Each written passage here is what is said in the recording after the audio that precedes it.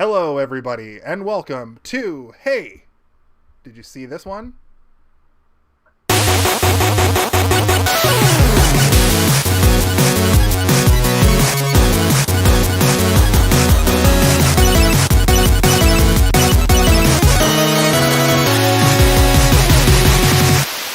Hello, everybody, and welcome to another episode of Hey, did you see this one? It's Wednesday night, and it's Caylen's Crazies month because it is his birthday and he is your host this week. So without further ado, I will turn it over to the cage himself. How's it going? Oh, thank you. And yes, it is my birthday month where I take the reins. So strap in and get ready for one hell of a ride as we continue this week with Nightcrawler with your man, Jake Gyllenhaal, Rene Russo, I want to say Ahmed might be close, maybe. Hopefully. Wait a second. And then, of course, Bill Paxton. Wait, Steve. I Bang, bang, noticed your bang. background there, and I did the same thing. I thought we were just supposed to watch the opening scene for X-Men 2 United. One of the most amazing cinematic achievements to ever grace the silver screen. Also, did you know that it was called the silver screen because they had to put silver nitrate into the screen itself in order for the light to reflect off of it properly so you could see it? That's why they call it the silver screen. I did know that. But yeah, that first 10 minutes of X2, amazing. But everything that came out of Bryan Singer and about Bryan Singer for many years after that, terrible. Probably the best thing he ever did. That opening scene got me hyped for a live-action version of Dragon Ball that has still yet to come. Well, you know what, Caylen, something tells me that anything that was remotely cool in that era got you hyped for a live-action version of Dragon Ball, except for the actual live-action version of Dragon Ball. So Nightcrawler flips and flops around the room, and then he does this little poofy attack where he poofs in. He tries to kill the president of the United States of America. And we could get in trouble. And then credits. So this has been, hey, did you see this one for this week? For Caylen and Jason, I'm Caylen. I give it 3 teleports out of 4. I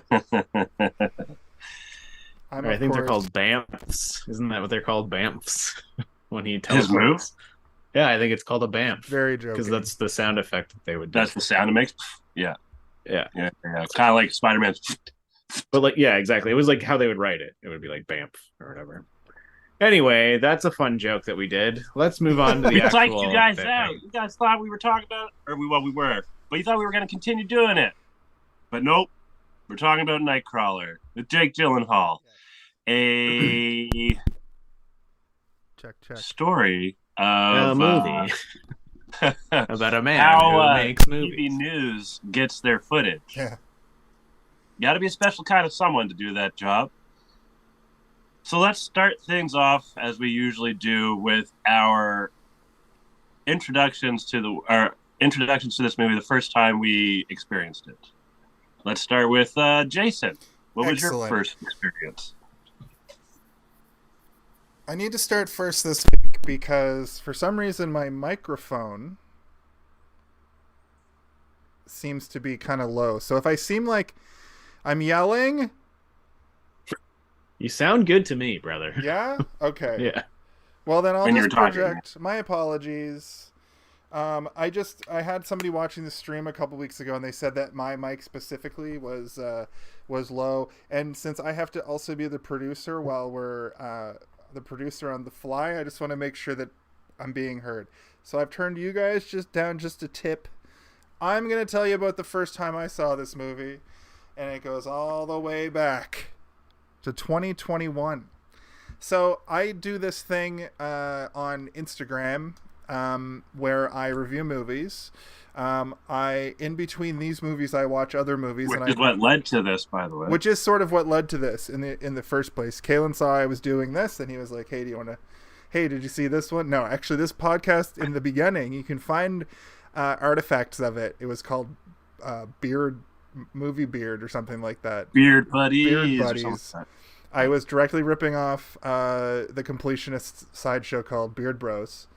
It was Beard Buddies because my old podcast, Blossom Buddies. Anyway, I digress. And we had beards. And we have beards. Oh. Steve came and ruined it all by only having like stubble and only a beard sometimes. No, but I did actually review this movie for that thing back in 2021, about a year ago, probably to this date now, because as I was looking, I think the next thing that comes up on my feed is the original Halloween shows, but I do have a review. I did review this fully. I also reviewed it again today. So I was going to ask you guys if you wanted me to read my review from a year ago, or if we should just skip that and I'll just tell you my review at the end like normal. Can we get a quick little... Is it the same? Is it going to be the same review? Here's the thing. We ask that question. This is why I asked you, because it's basically a carbon copy. Because what I learned... Okay. Then save it to the end. I will. If it's the same, yeah. I meant that kind I'd like to hear both, though. Or at least like a quick little summary of the first one. I meant that... Or it's a carbon copy, which means it's exactly the same. I could read my review from last year. I feel like he was exaggerating that. Yes. I was being a little bit hyperbolic. Or a little bit... what's it called when you ask a question you don't actually want an answer to? Facetious. All of that stuff I was being. Anyway. A rhetorical question about the facetious, hyperbolic answer I'm about to give you. Yes. Anyway, I essentially, I watched a year ago, and that was my history, but it did stick with me. And what I learned through this experience is that a year between movies, you're probably not going to change how you feel about it too much. 5 years, maybe more. What we've learned through many movies from our childhood is probably not going to like it. A lot of them suck, yeah. But there are some hidden gems, like Stay Tuned held up for sure. Oh, I thought you were going to say, but we were in the middle of a pandemic, so perhaps I will have a different perspective now that everything's changed. This podcast was born out of the pandemic, so yeah. Anyway, back to you, Cage. Thank you. Yeah. Thank you. Well, I guess that leads us to you, Steven. What was your first introduction to this movie? Oh, thank you so much for asking. Well, I watched this movie, I'd say probably about a year after it came out in theaters. This is one of those movies where everybody that I knew was asking me, like, a couple of weeks after it came out, have you seen it? Have you seen it? Have you seen it? And I was kind of annoyed. And like, I often, when too many people are telling me that I have to watch something, I immediately put up two middle fingers and walk out of the room and say, I'll never watch this ever because of the pressure you're putting on me, you son of a bitch. And it's I know that about you. At the bandwagon. When too many people tell me something is good, there's this weird sort of pressure that you have to live up to their expectations of what they want you to think about the movie. Yeah. And if you go and talk to them about it and you did not agree with them, it's then a battle that goes on forever. And I felt the same way about Nope, which came out recently. Like, everybody saw it in theaters, but I was still very like finicky about going to theaters, so I didn't go see it. And I know, Jason, you and I were going to go see it together. Sorry, I didn't turn my sounds off. But I eventually did see it, and I was super happy, and I was like trying to force people to talk to me about it, and they're like, dude, we saw it like 3 months ago. And I was like, but I want to talk about it now, please. Just a side note on the movies thing, like, I feel like before the pandemic, I would go see, even if my wife didn't want to go, I would just go see whatever I wanted.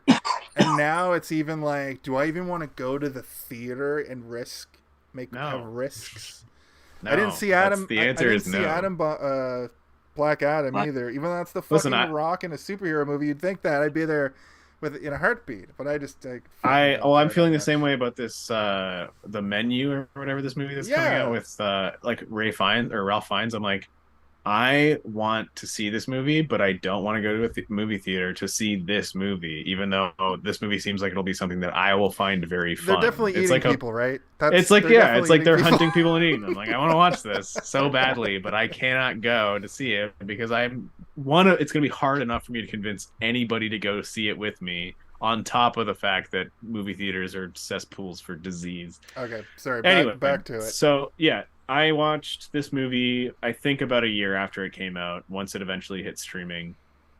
And yeah, I you know, my first time watching it was that I had a huge amount of expectation on me to like it from all of these people that wanted me to.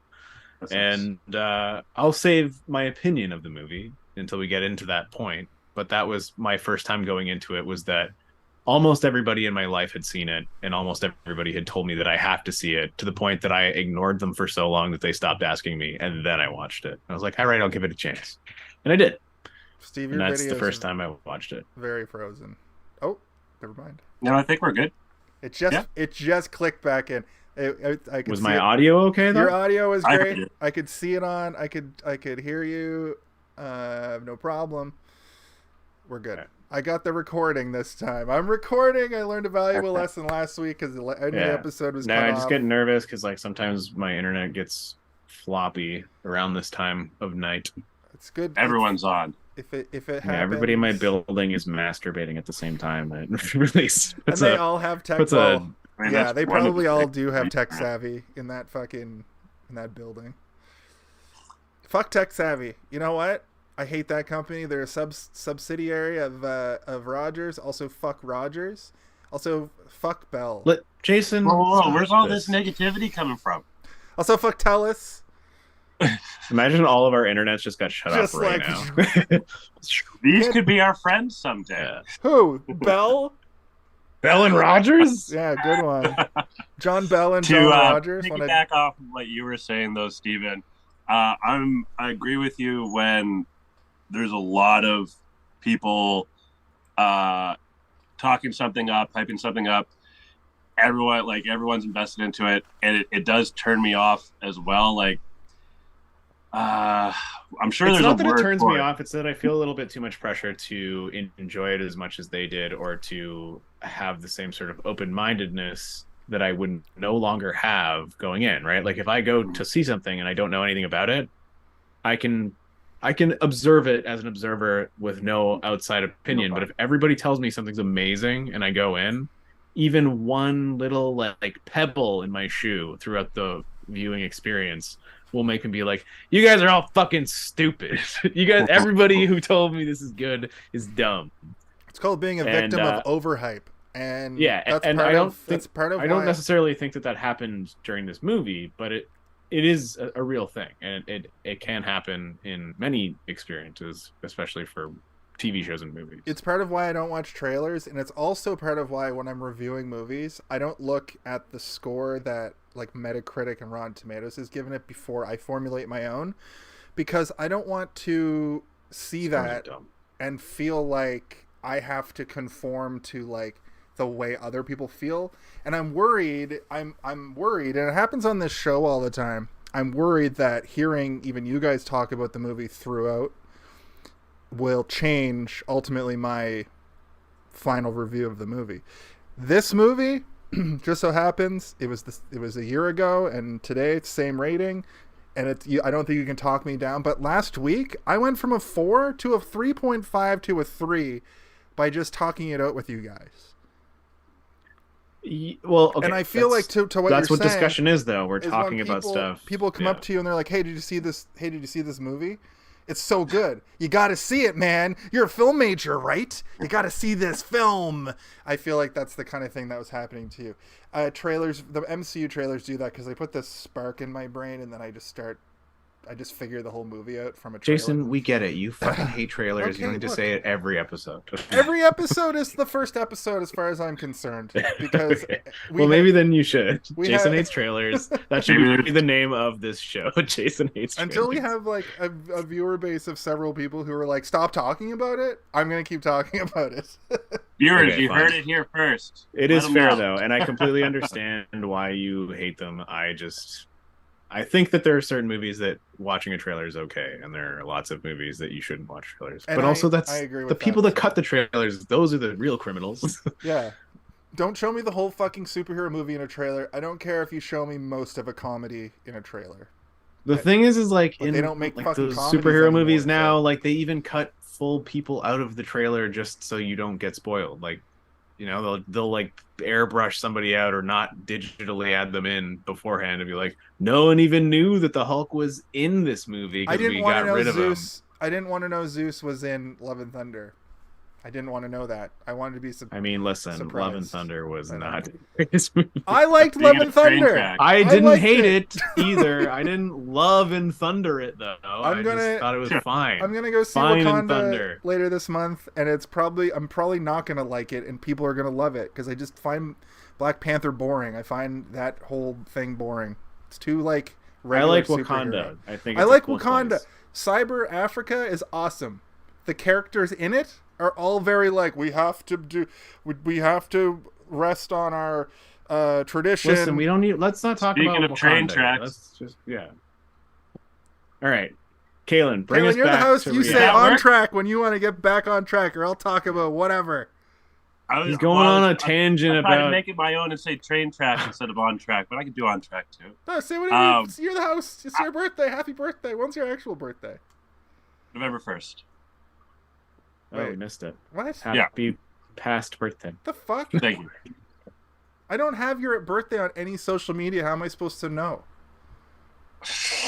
Yeah, well, remember last year when he got so drunk during the general? That we had to delete it. It was a perfectly fine episode visually. Not only did we delete it, we deleted it from our memories. That's what I'm saying. I have it. I could direct our fan to it.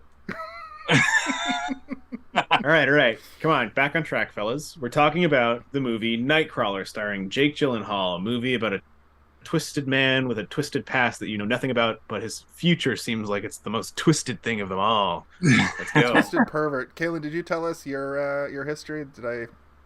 No. Okay. I'm just letting you guys riff. Look, man, this is the highlight of my week. Okay. Besides, Caylen, why don't you tell us about the first time you saw this movie? Why are you always so angry? I have a high. Guys, tracks. Caylen, when's the first time you saw this movie? Tell us. Right. So, what I was saying earlier, though, is picking back off what you're saying, is when there's a lot of hype around something, it usually turn off might be the wrong word, but it just makes me not want to go out of my way to see it or whatever. Almost like a common denominator. Like if everybody likes something, it could just be like kind of mediocre or whatever, right? Maybe that's an aspect to it. Anyway, that's separate. So this month there's the first movie we did. No, sorry. So this movie and the next movie I have scheduled are ones that I assumed you guys saw. The first one we did, I thought might have been one that you hadn't, which Jason, like you said, is kind of the at the heart of this show. Hey, did you see this one? And then the last one that I have scheduled, I'm kind of hoping is the same. But this one and the next one are ones that I just really loved the performances and wanted to talk to you guys about them. And maybe even some of our viewers haven't seen them. Who knows? My first introduction to this was isn't it? Say again? It's American Psycho, isn't it? No. Oh, okay. Yeah. That's the last one. If I had all 5 weeks, maybe. But Fight since Club? we're only doing... No. That's Jason, let's not guess. Let's just wait. Okay. Yeah. I'll tell you. I mean, at least we got a really good movie to talk about this week. That's true. This movie fucking rules. Spoilers. Yeah. My introduction, though, was when it first came out on streaming. I don't even know if I've really heard about it before that, which, Steven, when you were telling me all the accolades and everything that it got, it didn't surprise me, having seen the movie, but I just, for some reason, I guess, live under a rock. But I saw this on Netflix. Shout out to Netflix. If you guys want to hire us for anything, we're here. Shout out to, I take his shout out back. Not shout out to Netflix. They're price gouging us all. Anyway, that was my first introduction, and then I had to buy the real thing. So now I have it. I don't have to worry if whoever streaming service goes out of business. I still have it with my Netflix opens up from the heavens is like, I no longer allow Nightcrawler to exist. It's not on there anyway. It's not on there anymore. No, it isn't. I had to. Actually, I bought it because I do like the movie, and I was like, I'll buy this one. This is a good movie. So nice. I bought it. Yeah.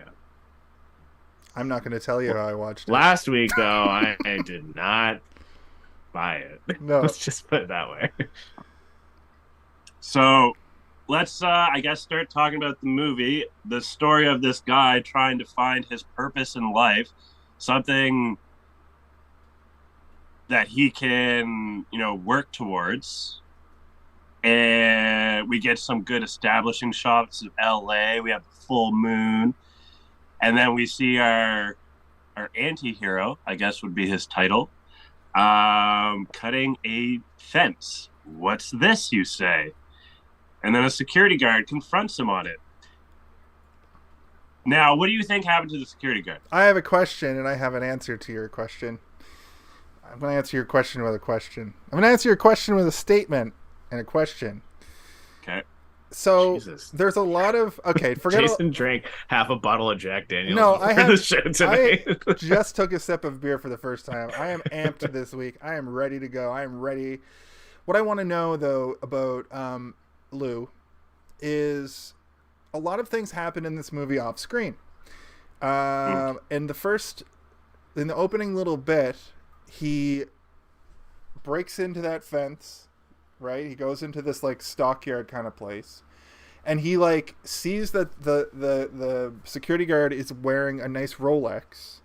Then he tackles Was it a Rolex? him. Well, it was some sort of nice watch. It's a watch. He tackles him. Then in the next scene, he's going to try to get a job from a foreman who says, "We don't hire thieves." So he won't hire him, but he's okay to buy the material from him. Yeah, he knows that he's a thief, and it's maybe slightly implied that he's sold shit to this guy before. Yeah, but so that's not really clear. What I want you guys to sort of reflect on, which I was reflecting on, is that this movie does a lot of like show don't tell, or show implied.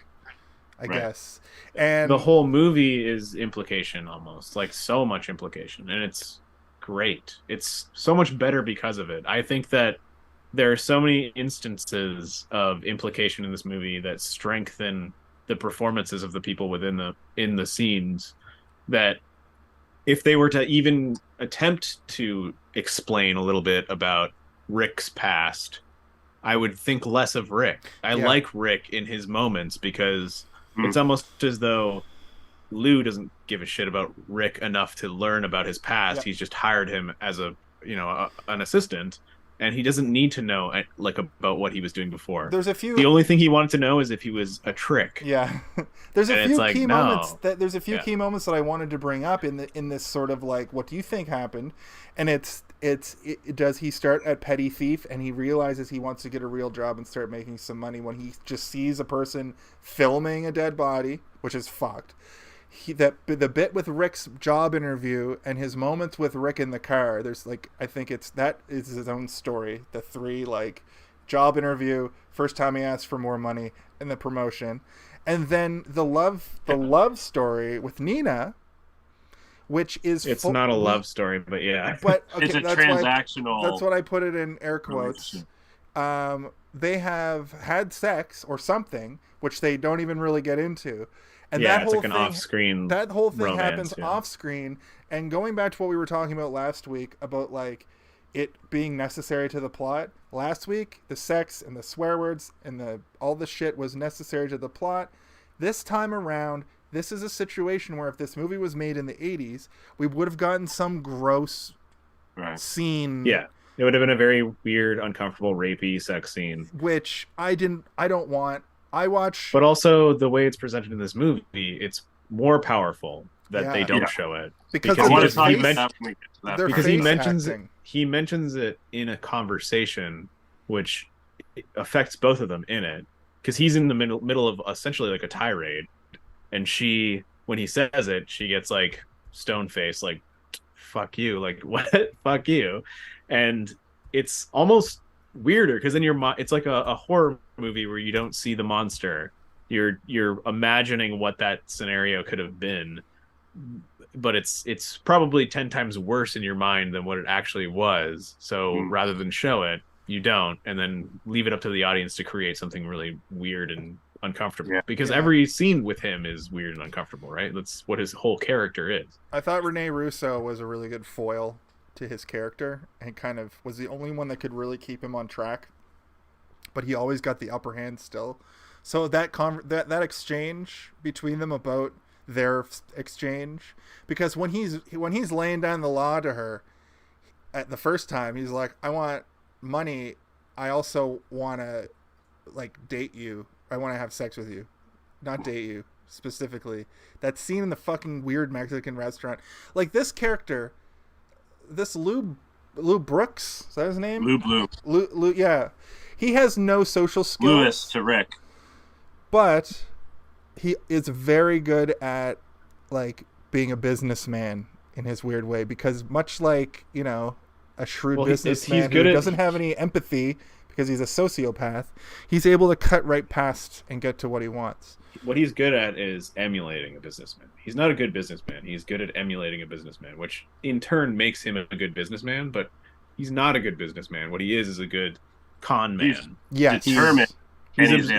He's observed his surroundings, and he knows exactly what he needs to do to get what he wants, and that's what he's doing. He's emulating that. He does not have inherent good business sense, because beating up a security guard and stealing his watch is not the act of a good businessman, nor is stealing a bike and pretending like you wore the Tour de Mexico on an $8,000 that's not the act of a good businessman. That's the act of somebody who is observant and knows exactly how to absorb. He's like a fucking alien. Like, he's going around absorbing powers from people and slowly figuring out how to be a person.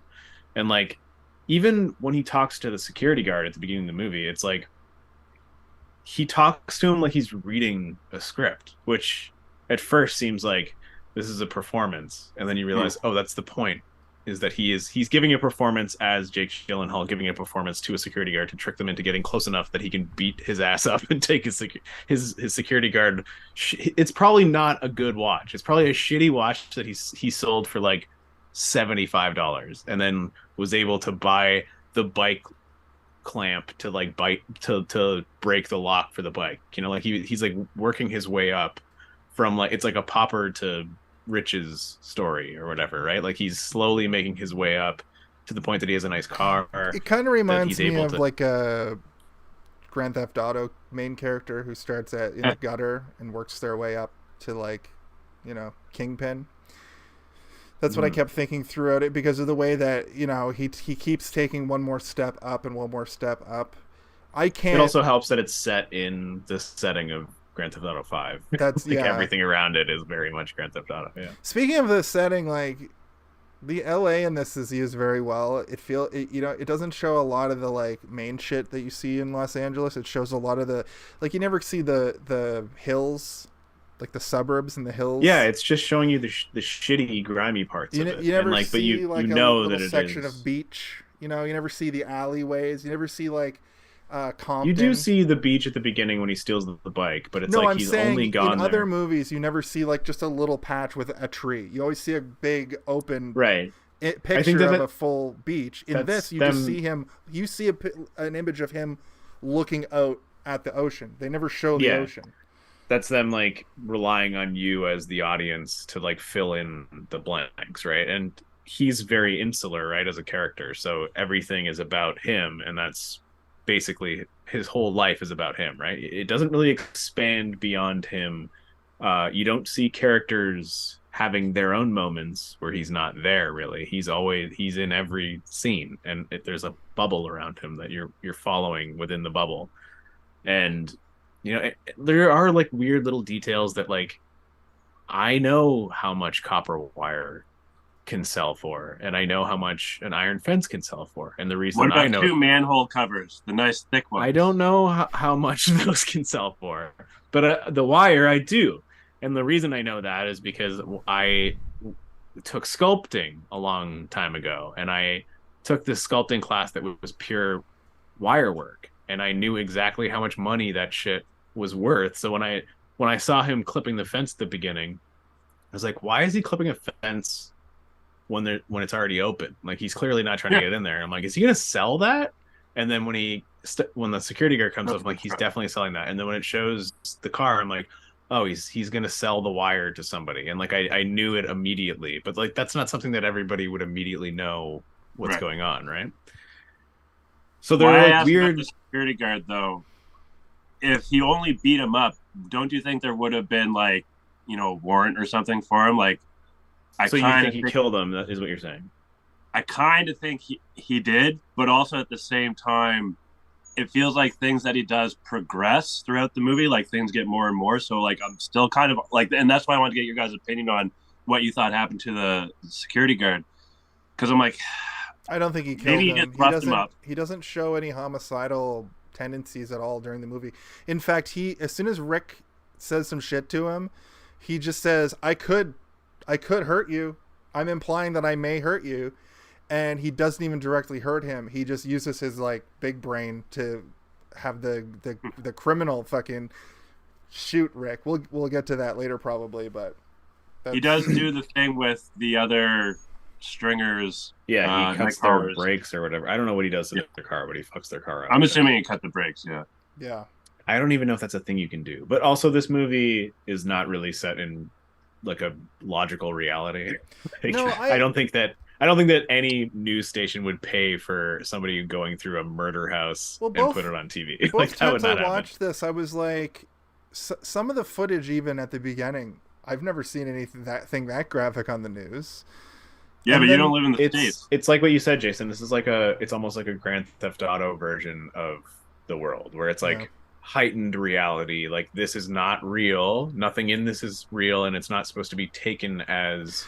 And to what you're saying, realistic portrayal of the news or of people that exist. It's sort of like a carnival version or a maximalist version of like this type of story. To what you said, Caylen, I don't live in the States, but I've had American affiliate channels and I've seen, morning news from the States. I've seen, it's not this American breakfast news magazine seemed to show the worst shit every morning at 7 a.m. They showed a blurred out face on a body with a shotgun hole in its chest. Like that would never ever happen. Like they don't show that on CNN channel. You know what I mean? Like they definitely wouldn't show it during the morning news. Well, like the whole concept of the news channel is that they're supposed to be the shittiest channel in Los Angeles or whatever, right? And he's leveraging that because he's getting them the best footage, so that he can get himself up to the highest point that he can, and then jump off from that to probably like a bigger platform, right? And to create his company, his fleet of trucks. So, it is nice to see the growth, like when so as you mentioned, he steals a bike, and I liked that scene. Like he was speaking with authority and with facts, true or not, but the way he was pitching it to the pawn dealer, is 2,000 seems like a lot of money for a bike, but maybe some bikes are $2,000. Well, no, a low end, man. Yeah, low end. Really? I bet you that bike was actually worth probably actually $5,000 to $8,000. My father-in-law went to Germany a couple years ago and bought a bike and brought it back because it's so well made, and he paid like $7,500 for it or something ridiculous. Snap. So and now it's collecting dust in the shed. And he's he wears it, or he drives it around all the time. He wears it. He drives it all the time, but like you can't just lock it up and go inside. You know what I mean? It's the kind of thing where you go out for your bike ride, take it apart and put it into a suitcase. And you use it, sell every piece for $500. You use it to bike from here to Ottawa as like a big, voyage. You don't just go to the grocery store on it, even though I think he does. Gotcha. Yeah. I had a. Oops, go ahead. No, if you're still talking, I want to go back to the gore thing after you talk about a friend. The gore thing? The gore thing. Okay. No, I was just going to talk more about the bike stuff, where it's like you see him throughout the movie. He probably researched how much that bike is actually worth before he went into that store. But we also, throughout these interactions, you learn that he's a liar right out of the gate, right? He lies about everything, which means that everything that he says for the rest of the movie cannot be taken as truth. Right. There's not a single moment in this entire movie where you can trust this character as telling the truth. When he's telling Nina what he wants, I think that's one of that's the okay. So yeah, but that's because he's being direct and he's Yeah. saying exactly what he wants. Yeah. That's different than him confiding in somebody or telling somebody else what they need or what they should ask of him. Mhm. He's lying the whole movie. You're And right, he though. even fucks up with a lie later in the movie when Rick's like, "How much are we getting paid for this?" And he goes, $50,000. And then Rick's like, "I want half." And then he's kind of like, "Fuck." I should have told him less. Yeah, I should have told him way less whether that was true. Although his raise from like, what was it, $25, $30 to $75, $30 to $70 a night. And he's like, I could have gotten hilarious. more, right? I thought in that definitely could have gotten Vice more. President, $75 yeah, it's been many years. I thought he was gonna say like 75,000 a year or something, you know. But he was talking about dollars per night. Like this guy's making like 10 G's off of videos. As soon as my boss rolls up in a red Dodge Charger, I'm like, "You're paying me $200 a night. You're paying me like more than minimum wage at least." To go back a little bit, I just wanted to, while we were on the subject of like the goriness of this movie for a minute, and this, like California, this movie was another one I saw come out. And I thought it was going to be more of a gore porn kind of a thing where it wasn't just about this guy's journey from like the sewer to like having his own fleet of stringers, which stringers, if you don't know, they're the people that go and they're basically paparazzi for car crashes and for crime scene photographers. I thought it was going to be about this creepy weirdo who, you know the movie Crash, where they can only get off if they're mid-car crash? I thought it was going to be some fucked up thing where he could only like get off if he saw the goriest shit. You know what I mean? I watched this movie for the first time, and I was like, oh, that was just like not nice, but that was like just a well-acted crime thriller drama. Yeah, it's like Jake Gyllenhaal, the TV. It's like Jake Gyllenhaal basically telling us all he's an amazing actor. He's an amazing for an hour and actor. a half. Yeah. His ability to just like go dead-eyed and not blink for like a full scene, or like blink like once or twice in like a. But also like what I'm saying about him being an alien, like when he needs to learn information, he goes into this mode where he goes blank and his eyes go super wide, and he's literally just listening, and like he does it. When he goes to that first scene and he trips on the stretcher and everyone's like, "Get the fuck out of here!" and he like stands up and he's like, and they're telling him what he can and can't do, and he's like, "Okay," and then he like goes and follows the other guy and he does the same thing. He's like just following the guy, listening to him on the phone, even when he's in Nina's office and she's like describing what they need and stuff. He's like just looking at what she's writing, and like he's literally like a sponge man. Like he goes into this mode where he looks and acts like an alien for a bit, and he's just like absorbing information, and it's disturbing, but it's also like one of the craziest acting choices where I'm like, did they write this or did he come up with this? He puts on a voice too when he's being like just a normal person, but then when he goes into that like intensity, he's very like assertive and very like gets what he wants, right? And that's part of it. He probably learned that from just being around, you know, assertive types. I really like when he's first learning the codes for like the police codes. Like we have a 721. When he's just reading them and writing them down, he goes into that sort of wide-eyed mode as well. That's probably the most prime example of it. There's a scene later where he's learning how to like categorize his videos, and he's sort of doing it there too. But that also plays as sort of a montage of time passing from him. He's also like coming up with these titles for things, and they're like super literal. They're super I'm pretty sure the titles are just what the news. I think that's probably true. Yeah, but they're at first they're like it's like weirdly literal stuff, right? And like I don't know, man. There's something about it that's so off-putting. I mean, when I say there's something about it, it's like obviously like everything. I wrote the a lighting, couple down. The makeup, everything. He's gaunt as fuck. Like it's all off-putting. For a reason. The way he transforms into this character, it's amazing what your I'm assuming he had like a dietitian or something help him achieve that the physicality. Looking very gaunt. Yeah. They're like, we're putting you on a juice cleanse forever. You get juice for you're done this 3 movie. months. I wrote down a couple of the and now I am noticing an evolution between the 3 that I wrote down, because the first one that I wrote was drunk mom kills biker, and then toddler stabbed, but then nursing home nightmare. Yeah, that's when it gets to be like, this sounds like it's headline news kind of thing, right?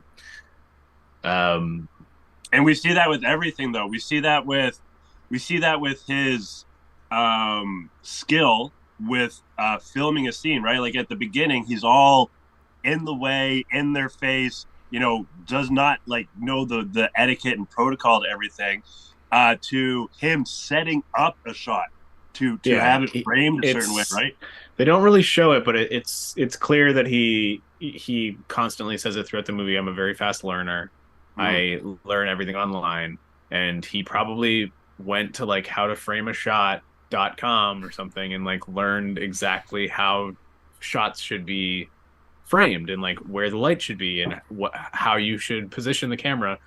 And he, you see that moment where he breaks into the house after the shootout, and he moves the photographs for the bullet holes. More emotional. And well, he's not. I think that he saw that as an opportunity, yes, but he's not thinking more emotional. What he's thinking is this will equal more money, in his brain, right?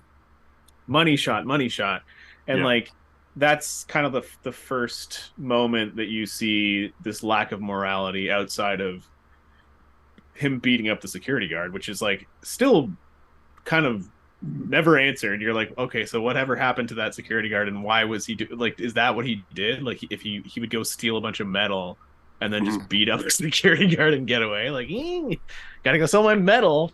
But that's the first sort of example of him showing a lack of morality in terms of being a videographer, right? He is now willing to do stuff that he wouldn't otherwise be willing to do. And I think that the evolution of his character throughout the movie is the humanity is pulled further and further back, right? How far is he willing to go? You see him pull the guy not out of the car, but beyond the car into the car light so that he's being lit, and then it goes back to his camera and is moving the camera up beyond his own reach, where you're like, okay, so this guy he's disconnected, right? He's completely disconnected from what's happening around him, and all that he's thinking about is the product that is going to be made afterwards. It's because he lacks empathy, because this man is a psychopath. Well, the thing is that I don't believe that he lacks empathy entirely, which is this is the point that I want to try and make, is that he in the moment is a robot, or he becomes, like I said, an alien. He's just there. He's holding the camera and he's pointing at things, and the things he's seeing through the viewfinder are not real until later. I think that the evidence, to me at least, is once he goes through the house, films the entire murder scene, goes back to the car, they get away, and then he uploads it to the computer and starts to scrub through it. He has this moment of where he's like, oh, he gets that rush. But it's it looks like it could be a rush of him being excited that he got this footage, or him actually for the first time seeing the images that he captured. He was not seeing them as images while he was capturing them. He was capturing them. It's like playing It's like playing Pokemon Snap. You're taking pictures of Pokemon, and then at the end it shows you all the pictures, and you're like, whoa, I did get a good sick snap of Pikachu. Or whatever, nice. Right? That is the moment to me where I'm he does have emotions, and he can feel emotions, and he does empathize with people to a degree. But there's also a moment in the movie where he says to Rick, have you ever thought about the fact that it isn't that I don't understand people, it's that I just don't like people? Yeah. And I'm okay, so that's his whole thing, is that he's able to disassociate when he's in the moment, but he does still feel. He's not a complete and utter sociopath. I don't know, when he's watching TV, he's watching some old movie, was watching a shitty old movie, and they make like the dumbest 1950s joke ever. Yeah. The way he laughs is just, he laughs so hard at the stupidest thing that I'm like, this guy has no social skills. Like, he has no social awareness. I guess that ties into him just being fully absorbed with himself as well. He does exhibit that. He has no friends. There's also like a weird, with that exact movie. example. Anybody that tries to like get close to him, he slams the door in their face. Even the woman he likes, Rene Russo's character Nina, purely transactional. Just wants to do the sexy times for footage of dead bodies. You know. The part that you're referring to about the old movie, I clocked that as well as something that I was like, oh, this is kind of concerning to me.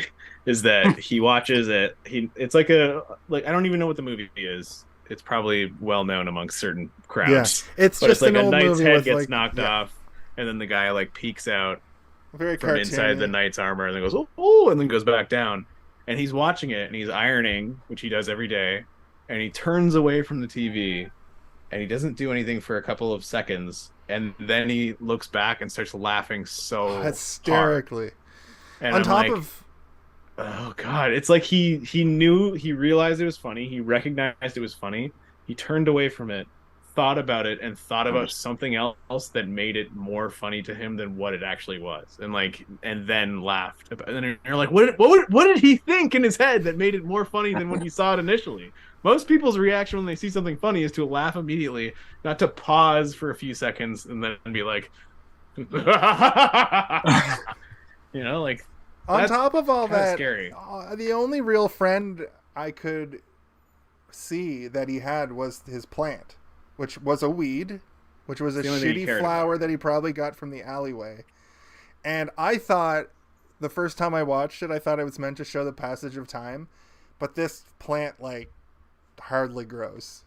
If it was meant to show, it was to make him seem a little less, be a little bit more. It was human. To show that he cared about something. Yeah. Obviously, but I as this thing in the movie, I thought that they were trying to make it show the passage of time a little bit, but I don't know. This plant, there's something up with this plant, man. Maybe it's from his home planet. Yeah. It looked like a lupin, but like, do lupins grow in fucking... it's his wife. He's growing his crazy wife who's going to come out and be like, Nightcrawler 2. The sequel to this, I wrote in my original review that I would watch a sequel to this just because I'm interested to see what happens next, even though it's kind of a complete story. Maybe John Carpenter another up-and-comer tries to challenge his business. No, this is the precursor to They Live. Yeah. And then Roddy Piper comes in and kills him. John Carpenter gets his hands on this IP and just fucking makes Nightcrawler 2 this time. He gets revenge. Nightcrawler's in it. And the Nightcrawler from the X-Men Alan Cummings shows up as Nightcrawler, and it becomes part of the MCU for some reason. Jake Gyllenhaal's already Mysterio, so he was Mysterio the whole time. I feel like if they were to do any kind of extended version of the story, it would be that he ended up like Bill Paxton. Like, he would have got betrayed by someone and ended up next dead. Psycho. Yeah.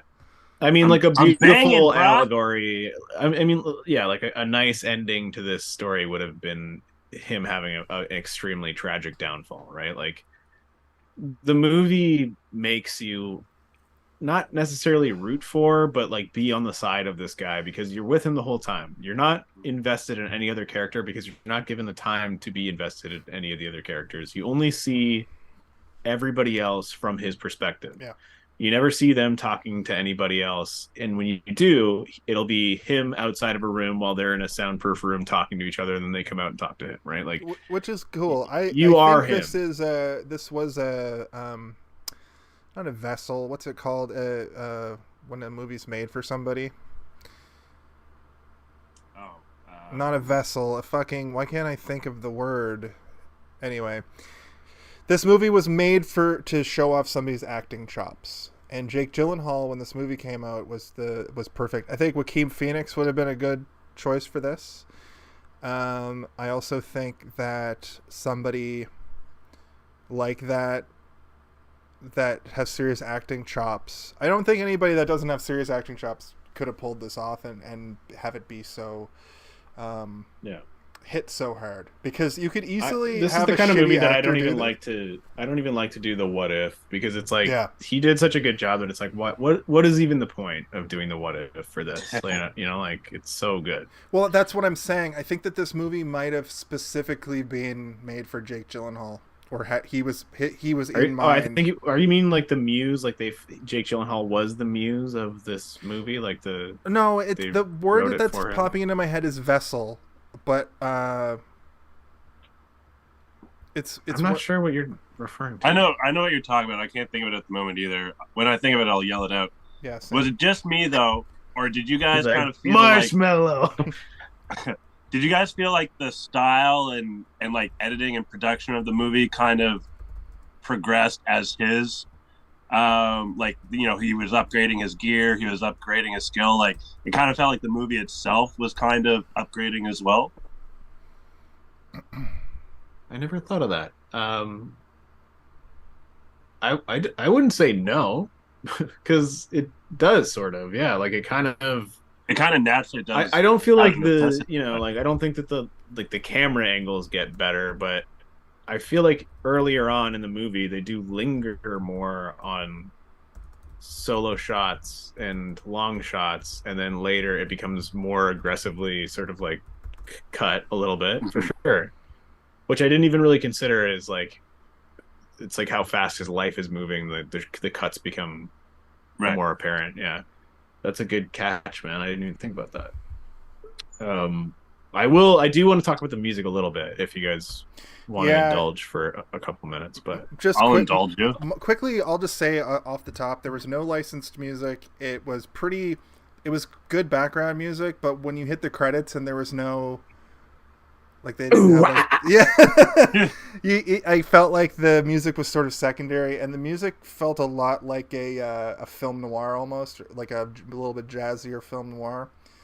Almost, you know, or like an LA Confidential kind of, like, it's very LA, like, quiet, backgroundy kind of music. Does that make sense? The music, okay, so I had an issue with the music, and then I started going through it, and I was like, I understand what they're doing with the music, but I don't like it.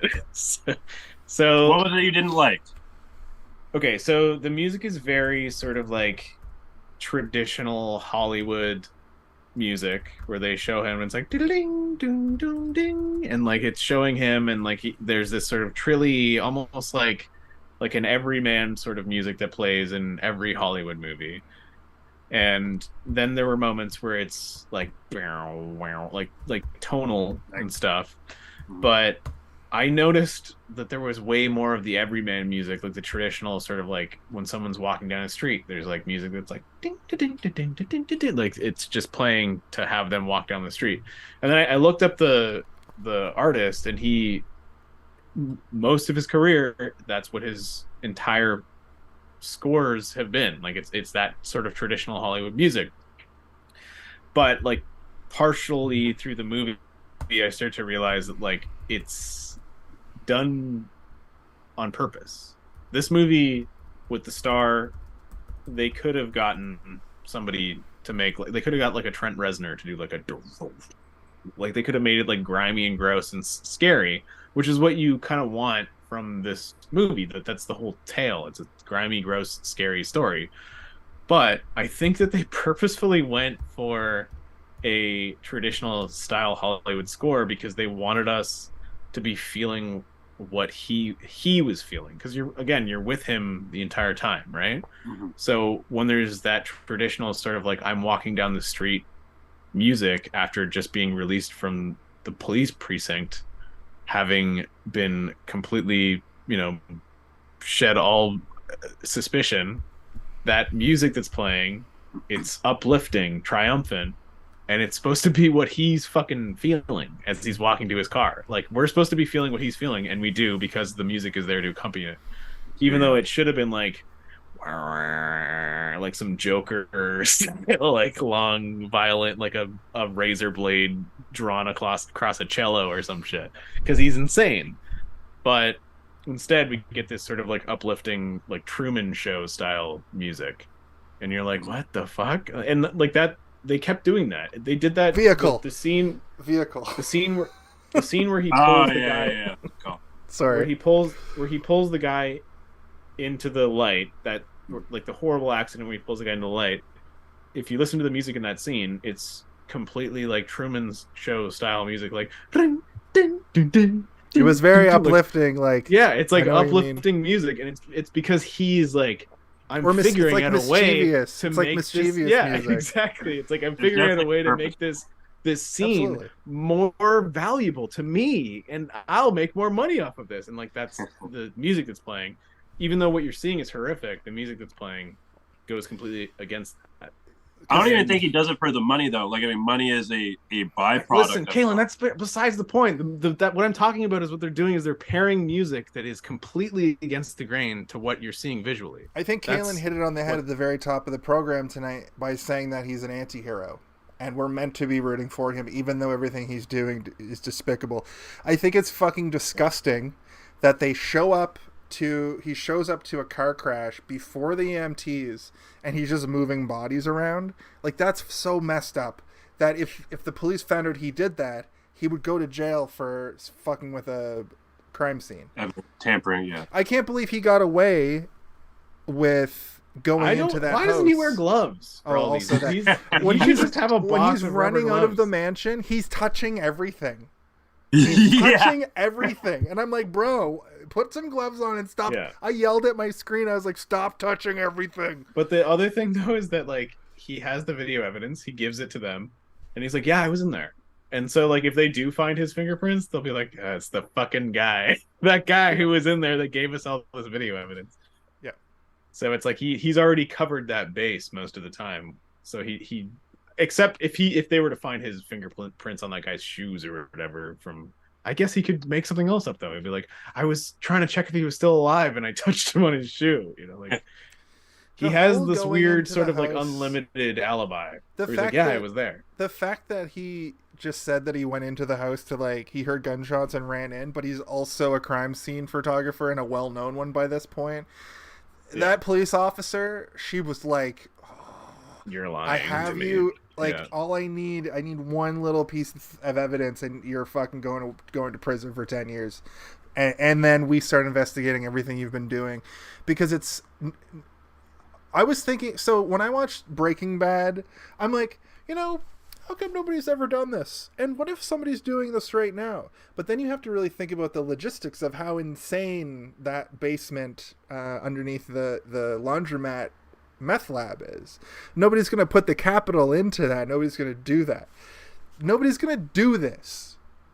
Somebody could. No, I think that's like one of the most poignant parts of the movie is that nobody's it's so uncomfortable. Do this shit. Yeah, that while you're watching it, you're like, who the fuck is this insane man? Like, I would know it. Like, if you see a car on fire, your instinct is not to run up to the car on fire, and especially start filming if the EMTs have already with like really good framing. So it looks good on tape.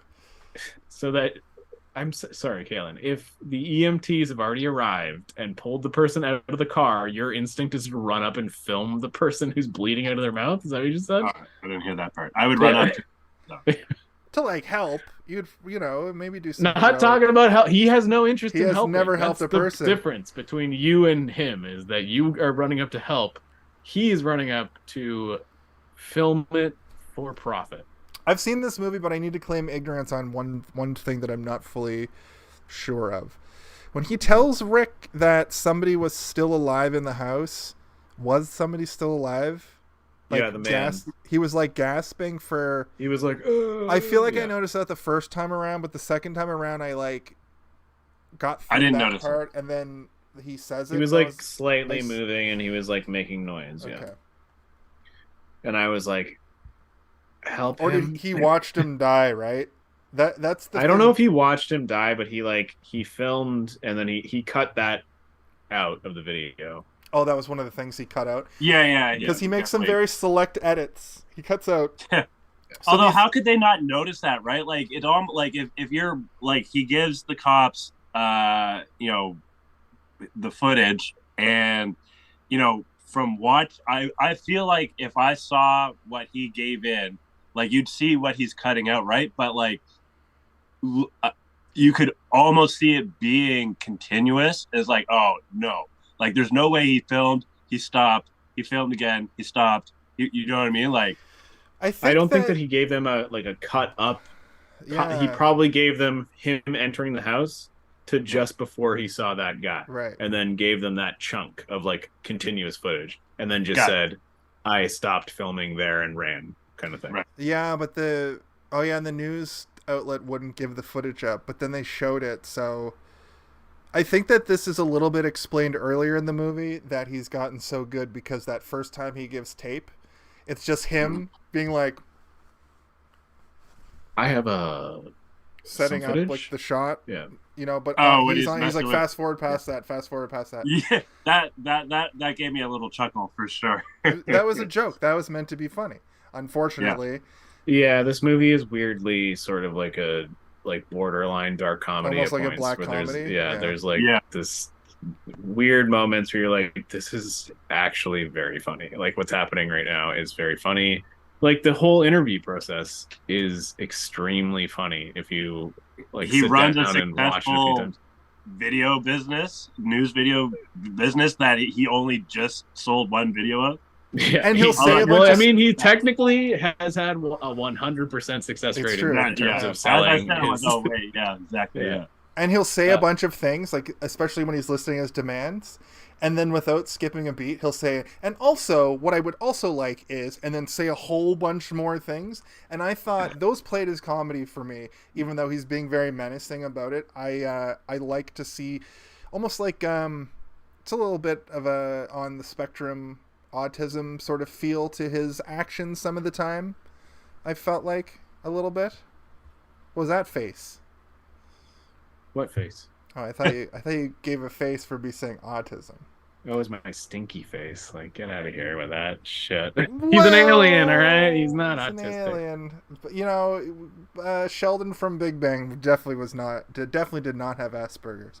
He was just like that. No, yeah. I mean, you're not entirely wrong, but we don't need to. I know. I wasn't gonna go down. I wasn't gonna theory corner down that route. I just. They're gonna say, I'm not gonna go with Down syndrome. No, God, Jesus, you said that, okay?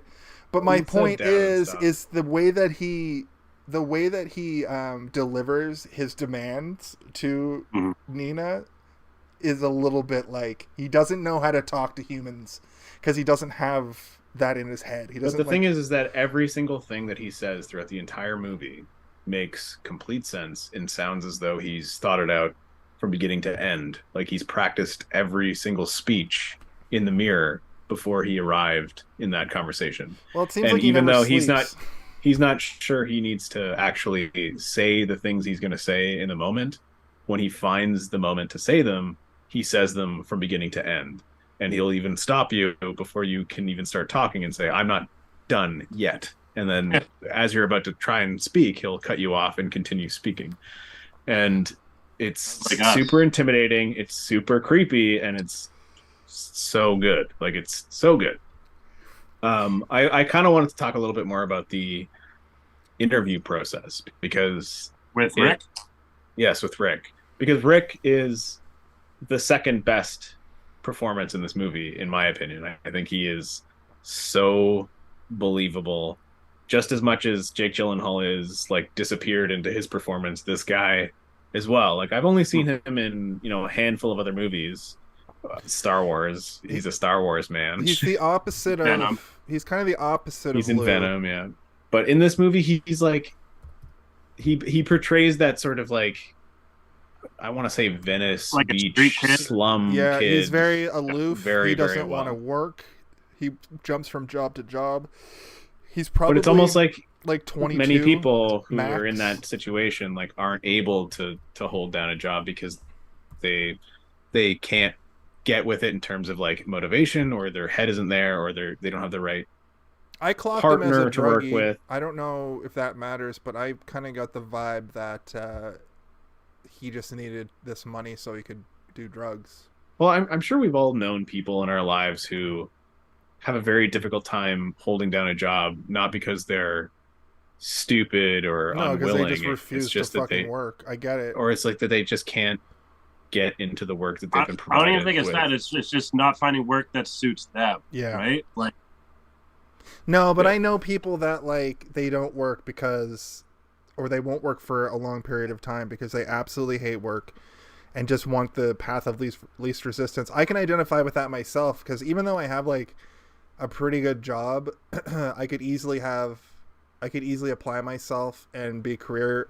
oriented and have a way better job, you know, but I just choose to not. I choose to work to live, not live to work kind of thing. So I just make exactly enough money as I need and don't really. That's why I was a cook for so long. And that's why I'm in IT at the like entry level, because I don't have any desire to like move beyond that realm. I just want to. I'm too stupid to do anything that other than what I do, which is draw pictures for a living. Yeah, but you're extremely good at it. So like, it seems like you did different jobs for your life, and then you finally found your career, and that's how I. Honestly, I would love to be a professional podcaster person, like in this realm, professionally. And I don't mean like, I hope this podcast makes us $1 million. Of course I do. I mean, I would love to work on an already established podcast, in some sort of engineering role, or like go to school for that. Well, that's what I'm trying to do. It's probably a school thing now. I don't think it absolutely is a school thing now. I'm cutting my teeth by doing podcasts with my friends for years and years, and I have in like 10 years Jason's going to be teaching some sort of professorial podcasting unit, and I'll make like Ryerson 40K University. a year, and I'll have the summers off. And your summers will be you doing your IT job. Yeah. Freelance, hopefully. I'd love to do a freelance I think thing. I think the point is that like we all know people that live within their means, live beyond their means, and there are those who are undeserving, who are just like all powerful. But I completely relate to this kid going into a diner and talking to some stranger and him grilling you as though he's some sort of like CEO of a $1 billion company, even though he's just some greasy fucking Nightcrawler. Can I tell you something though that I can relate to? I had a meeting, so in between cooking and IT, when I was working at the escape room with you, Steve, right before I got the job at the escape room, I was exploring becoming a filmmaker or becoming some sort of something in that realm, right? And I actually went to a weird coffee shop and met with this man and this woman who had a production company. And their production company was undefined. The only thing I actually did for them, I did two things for them. I held a camera while they walked. I suckied and I fuckied.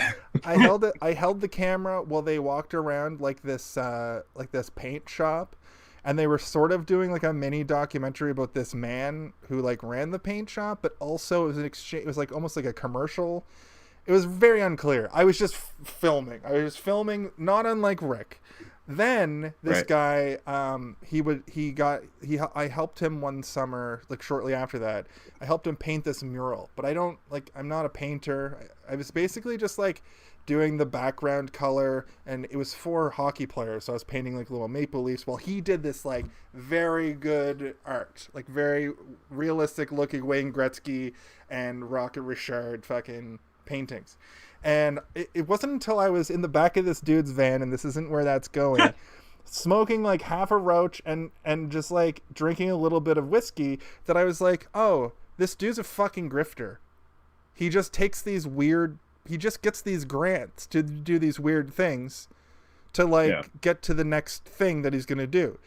After I stopped working for him, because I was like, I made like $100. We had the like grand reveal of the painting. He gave me a check for $100. A check? Yeah. Oh my God. And was like, well, let's see what happens next time. But we'd go have like dinner and stuff, and he'd be like, he hired this next person after me, and we were sitting there at dinner one time, and he was like, so what are you guys going to do when this company goes huge? And I was a realist, so I'm like, I don't know, like fucking buy a new pair of shoes, like just being. And they were like, we're gonna take over the city. This dude, not only did he not take over the city, but he did one more mural the following summer, and I haven't seen him on social media. He just disappeared. The other person I was with, I barely remember their face. He got enough to go down south. Maybe he hit it big. Maybe he got a grant and just skedaddled.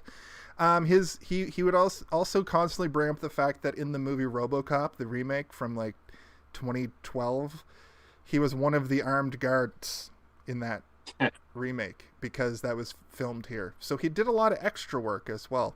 Okay, yeah. No, so, I've met people like this. I was actually I also worked in the film industry for a bit. You worked in the film industry. You worked in the escape room industry.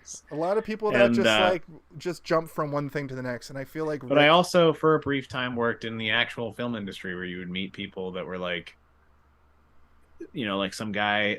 There was this guy. I can't remember his name. Actually, I do remember his name, but I'm not going to say his name because I don't want to be rude. But he had written this slightly successful series of vampire novels. And this was way after Twilight had come out and done huge. But it was still while the Twilight movies were happening. Like, they were still coming out or whatever. And so he was like, and now I'm going to make mine into a movie. And so he like got us all to come help him out. And he paid us all. And he got like wire work and everything. And his was more like Blade meets Twilight, where like at least the vampires were like ding ding ding ding ding, like pretty cool. But when I showed up and I didn't realize that he decided that he was going to star in the movies, and I was like, oh no, that's the reddest and this flag. Guy was that's the reddest flag you could find.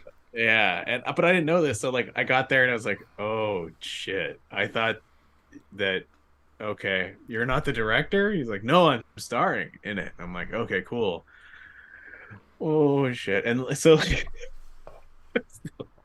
I still have this footage on my computer of him like flying towards the camera on wire work, like going head over heels, and like I was doing camera pulling, so like focus pulling, which is basically the camera moves back and the cinematographer is working the camera, but then I'm in control of the zoom, like to make sure everything racks into focus. And I wanted to add on. You're just like, this isn't going anywhere. I wanted to add on to the interview where he does an interesting thing where when he meets Nina in like the newsroom the first time, he introduces himself as Lou and kind of plays like a non-threatening kind of attitude or whatever. When he's interviewing Rick, he's more authoritative, introduces himself as Louis Bloom. Rick's like, oh, hey, Lou. He's like, Louis. And it's like, you know what I mean? It's like it's differentiating the dynamic between the two. That's absolutely, yeah. He feels like he, at that point, before he has any leverage, he's fully below the studio executives, the studio, the head of the channel person. But he finds this street urchin, and he's finally got somebody to boss around a little bit and pay $30 a night, even though he's making a few $1,000s a night. But the thing is that I noticed is once he has one bad night and Nina's on his ass, shit rolls downhill, brother. No, so they made a bargain. And I'm going to have to assume that she upheld her end of the bargain. And then when he didn't deliver, her voice, like, that was actually one of my favorite scenes. Her voice breaks when she is, like, pissed at him for not delivering on his promise. And then he gets pissed off at himself for not delivering on his promise, right? He has that little mental breakdown with the mirror. Up. But he's also showing an animalistic emotion, which is regret, which is like a dog can show regret, right? Mm-hmm. Like, if a dog snags food off a table and you yell at the dog, you can see regret in the dog's face, but does a dog feel remorse? Is the dog going to think about that 3 weeks from now? Probably not. Do you know what movie I kept thinking of while watching this? I kept thinking of Taxi Driver, weirdly. Yeah, and American Psycho. It's American all about Psycho a little bit the too. Performances of the person within the movie. Taxi Driver is a little bit smaller scale, but Travis Bickle, that's his name, right? It's the same lack of social skills, I feel like, and it's got the same sort of crescendo, like it's the same sort of build up. It's different, obviously, because Lou wants to make something of himself, and Travis is a. I think you could probably toss the three of those, like Patrick Bateman, Lou Bloom, and Travis Bickle, right? Travis Bickle, I think that's the name. I haven't seen Taxi Driver in a million years, but he just like covets this prostitute. Like that's yeah, but I think that like the idea, you could take the three of those characters and trace their sort of like growth and downfall in different ways, but you could see the growth being very similar at the base of it, right? Yeah, Travis Bickle. Yeah. And like, you look at like Patrick Bateman, and it's almost as though Lou Bloom, if he was to like go on a trajectory at a younger age upwards, like you could see him landing a Wall Street type position, or like somebody like him, Lou Bloom, in the 80s in the right circumstances could become something like Patrick Bateman. Have you ever seen that interview? I think it was when with a vampire? Nope. It's where what's his face? Who's Patrick Bateman again? His name's escaping me. I feel dumb right Christian now. Bale. Christian Bale's doing that his GQ the things that I've been in video. And after he made that movie, he actually his most famous roles. And he has this little anecdote about going to Wall Street and them all being like, "Hey man, you're the best. You're awesome, man. You're great." And he's like, "You're kidding, right?" And they're like, "No." And he's like, "Ooh, what have I done?" For his role, as Patrick Bateman. Well, yeah, it's the irony of like broy actual Wall Street people loving the character of Patrick Bateman and not understanding what the movie's about. It happens with like broy white dudes and incel culture, like in parallel.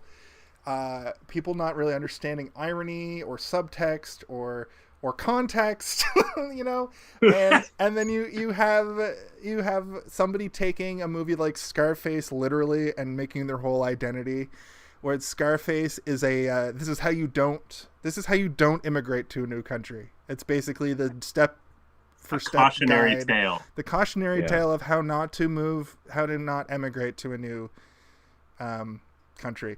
Well, like the way I got introduced to American Psycho was from a bunch of like broy white heterosexual guys, and I watched it and I was like, I think this movie is about gay. It's gay. Are these guys gonna kill me? This movie's about gay. Are these guys gonna kill me? And then like, then I bought the movie and I watched it, and I listened to the audio commentary with the director, who's a woman, and the writer, like one of the primary rewrite writers, who is also a woman. And the whole time they're just like, the amount of like white men who watch this movie and are like, "I'm Patrick Bateman," and they're like, "So wait, you're a closeted fag who like can't deal with your own sexuality, so you just murder all women around you until there's only men left so that you can fuck a dude in his ass, you stupid idiot." And like, that's basically like that movie in a nutshell. It doesn't have anything to do with like hatred of women. It has to do with like hatred of your own self and not being able to like deal with your own shit. I feel like Palanchuk writes a lot like that for Fight Club, and Choke is another one. Choke doesn't get enough. People don't talk about Choke, but Choke is a fucking really weird, like, hero complex, weird story. Man, if you want to talk about Palahniuk books, man, his books are whack. Have you Survivor? Oh my god! No, I want to. I'm gonna get it. I'm gonna get I want to actually read Fight Club because I know it ends differently. I know the book Choke is different. Rant is really good too. Rant is written like World War Z, where it's all like interviews and diary excerpts and stuff all written about this one guy who they just call Rant. and then it turns out to be like a time travel story where he like goes back in time, and everybody thought that he like fucked his own mom to make himself, but it turns out he went back and like murdered the guy who had just raped his mom, who created him. It's like a crazy cool story. Nice. That sounds spoilers right up my alley. But the trailer that you just gave me made me overhyped and underappreciating. Yeah. Of it. Survivor is like almost like somebody leaving like an Amish type situation and then becoming like a crazy mega church pastor kind of thing, but they also like become obsessed with like plastic surgery. It's pretty wild too. So he's like by the end of it, he's not even like a man anymore. He's like a crazy like rubber man. Like, and then he fights his brother to death in like a big giant garbage yard full of porn. Where they're like hitting each other, like sword fighting with dildos. This sounds amazing. This sounds amazing. Yeah. I need to add that to the list. But let's get back on track.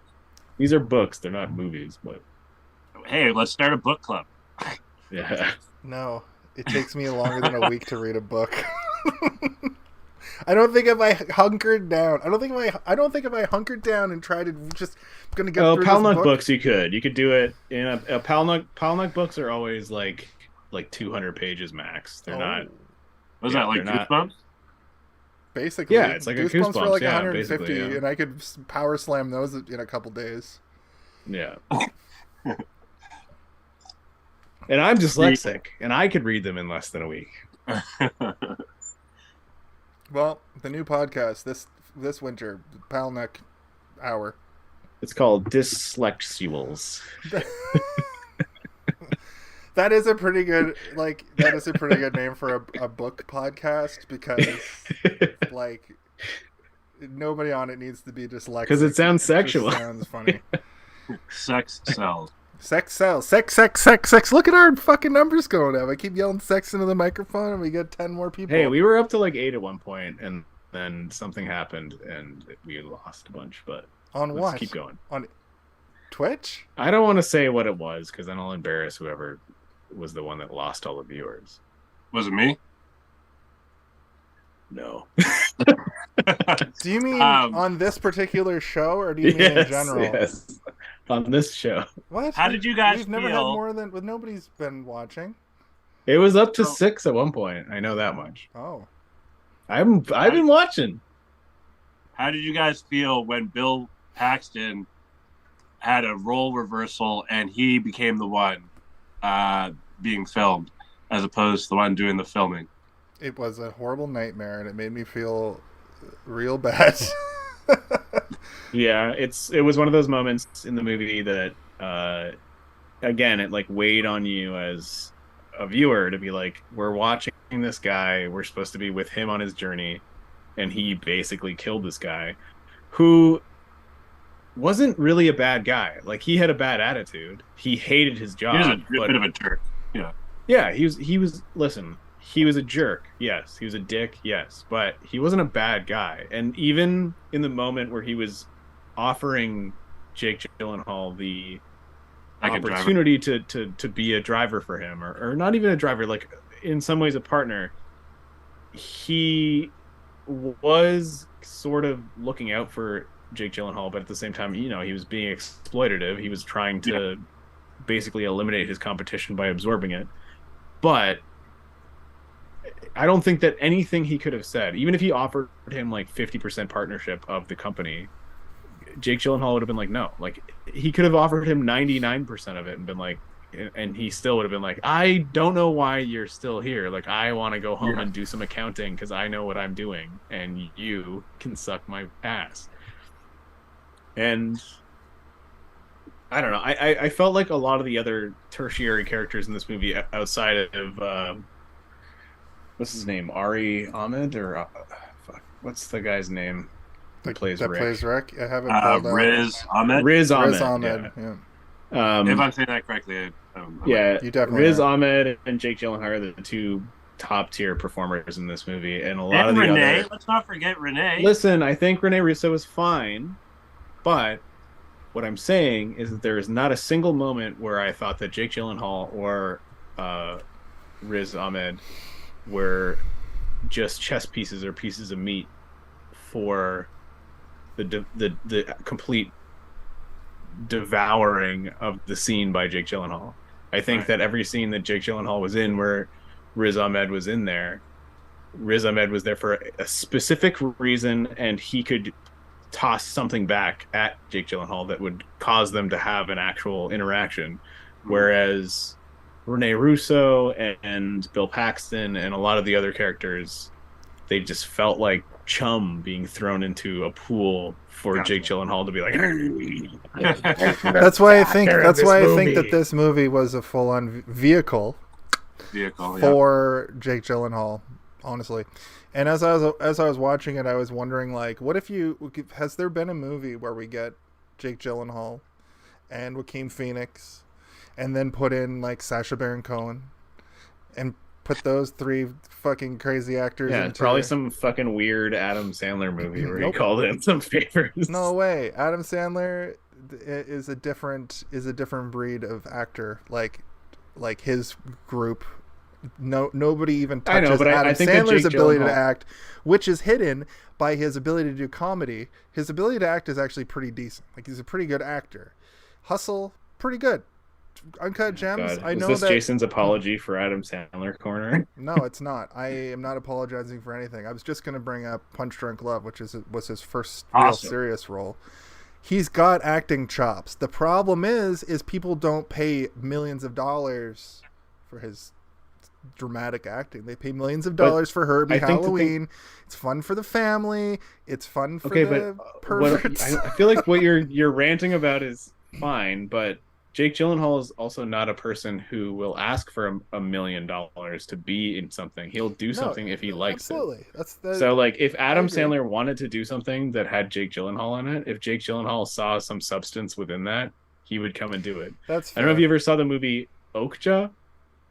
Jake Gyllenhaal's in Okja, but that's the dude who made Parasite. Like, that's a pretty high pedigree. Okay, fine. I don't know if you ever saw John Mulaney's Lunch Hour. Yeah, I did see that. Also amazing. Jake but Gyllenhaal's in that. That's special on its own because John Mulaney wanted to make a throwback to the Electric Company and Square One. Yeah, and I guarantee you, Jake Gyllenhaal didn't make $1 million off of doing that. He probably made some good money. No, he probably got no money. He Which probably leads was just me like, to my give me a next percentage point. on the back end. Adam Sandler only makes serious movies now because he gets that Netflix money. You know who is making millions of dollars to make serious movies, even though the bank is the comedies? Netflix, Adam Sandler, handshake emoji. All right. Listen, I'm sorry I killed our podcast tonight. I kind of wish I was in the control room in the newsroom talking into the earpieces and telling the camera guys, like, oh, camera one, do it up. No, you don't. Have you ever done that before, Caylen? Caylen, have you ever done that before? No.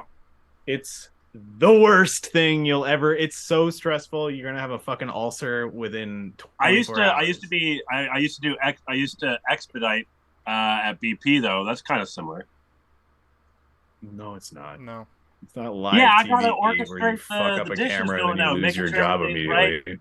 Communicating with, I have to be the bridge. Working the window at Boston Pizza and running a television channel, bro. I get that what you did was hard. These are when I was in school, we did like a switchboard course, right? And it wasn't even live. It was just like live to the rest of the school, and we would do it. And if you fucked up even like minimally, the person would be like fully looking the wrong way. Like, because they have to turn and look to like another, and like if you don't get your timing right and you don't get the cameras right, like you just completely fuck it all up. And it takes like a lot of training. Like it looks easy, but it's super duper hard and stressful. No, I was saying that to kind of get this back on track. I wish I was in the control room right now. Well, you controlled me. I see. You controlled us back onto the tracks. Where did we leave off? Wherever. We don't do the shot-for-shot remake of the movie anymore. We do whatever we want. I don't know. We want. This show is always growing, always evolving. Check out the previous episodes. Check out this one. A lot of good things coming down the pipe. I made a spreadsheet. Yo, video production news, a professional news gathering service. Yes. What a title. What a title. What a great title. I want the news anchor to say it like that. I love like that. I couldn't That's help how but it's think said, and that's how it should be said. that Yeah, he exactly, wanted yeah. he got the ability to have his company be called anything he wanted, and he got it. It was so generic and so It was boring, exactly what it was, though. but it's exactly what it is, though, and that's kind of like Yeah. the way his brain thinks, you know. It's There's almost no like sense. an lie. infomercial. Yeah, it's like, what is it again? It's a news gathering, a professional news gathering service. It's like, it's literally like the garbage man. They come pick up your garbage is like what it sounds like. You know? The professional garbage professionally, man who Hey, professionally. did you see this one? Hey, did you see this one? The hay is the selling point, I think, for our little outfit that we have here. Another little comedy break when the anchor at the crime scene is saying that the cops want to talk to the guy that shot it, and then he's yelling at the camera, "It was me. Tell them to call me." And then Nina's like, "They can't hear you." Yeah, I know. Like that was funny, but I'm also like, I pictured for a moment in my mind, I pictured like Robin Williams doing that, like in my head. Yeah. I was like, imagine Robin Williams doing that, because I feel like Robin Williams would like do something extra like after it, whereas Jake Gyllenhaal just like and like walks away. Yeah. You know, like Robin Williams did a ton of dark comedies before he passed away, and like I just 1 hour that photo. kind of, That wasn't a comedy, but no. That wasn't a dark comedy. Yeah. Insomnia. Fucking What Dreams May Come. No, I just think about That's a dark stuff comedy. like that sometimes, where I'm like, imagine like a comedic actor in that moment. Jake Gyllenhaal is funny. If you see Okja, he's one of the funniest. He wears knee-high socks and yelling crazy shit the whole time. Do you want to know why I can't handle the idea of Okja? Because I know that fucking thing dies and it's horrible. I know that there's that maybe moment. it doesn't. I'll tell you though, the movie is extremely like you're gonna cry snot out of your nose that's and what eyes. I'm saying. I don't like the movie ends in such a beautiful way that you cry snot out of your nose and eyes in a very nice way. Look, so yeah, I love you that feel director. so happy at the end of it. I'm gonna watch Okja. What do you think was the thing that she wouldn't do at her apartment when they were alone? Oh, I think they just had an awkward sexual experience. Strap on. I think they just had an awkward sex thing. I think it was just the whole thing was a disaster.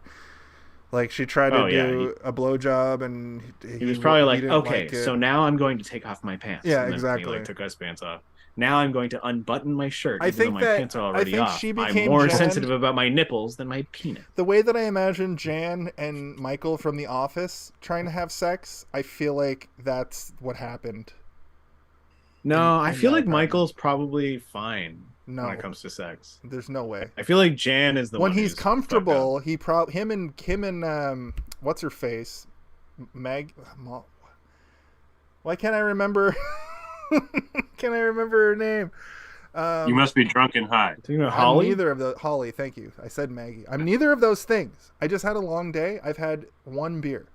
Well, that's what I'm saying. Is that I think that Jan is the one that like makes him freaked out, terribly uncomfortable. Yeah, but in like a switched way. But I think that she was probably wasted because she had to get drunk to sleep with Lou, right? So she's probably just come over here. Let's just try this. You know I didn't even think about just that. Come on over here. Let's try it. Let's just try whatever. And he's just like, Hannah will ectorize. I am absorbing your body. I need to do blow. How did he get his eyes so wide? I don't know. Like, he's got big face, old man. eyes, man. Yeah. Look, you could look at half of his eyes in your little picture behind you. Yeah, they're already the size giant. of normal eyes, and they're half cut off. Yeah. No, Jake Gyllenhaal is one of those guys who's like unbelievably handsome, but if you saw him in real life, you'd be like, all your features are so big for your face. Yeah.